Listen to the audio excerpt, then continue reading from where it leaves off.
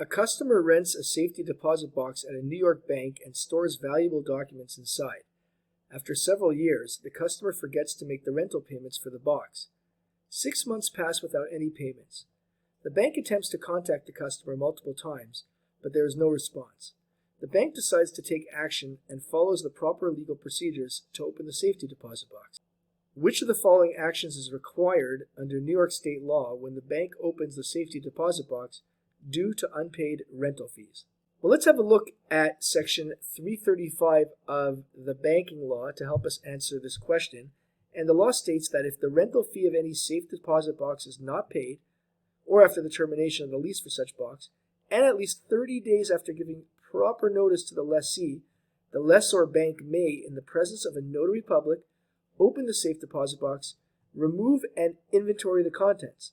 The notary public shall then file with the lessor a certificate under seal which states the date of the opening of the safe deposit box, the name of the lessee, and a list of the contents. Within 10 days of the opening of the safe deposit box, a copy of the certificate must be mailed to the lessee at his last known postal address. So with this in mind, let's have a look at our 4 choices to determine the solution. Choice A states, the bank must notify the customer 1 day before the box is opened, allowing them one last opportunity to pay the overdue fees. Now this is incorrect. There is no such requirement on the bank. While the bank may choose to do so if the bank wishes, the law does not state that this is a requirement of the bank, and therefore choice A is not the correct solution. Choice B states, a notary public must be present to witness the opening, inventory the contents, and file a certificate with the bank listing the items found inside the box. Well, this aligns with the law that we read from before, but before we mark this as the correct solution, let's have a look at choices C and D just to be sure. Choice C states, the bank must inspect the contents of the box for items of value and determine how much is owed based on the value of those items.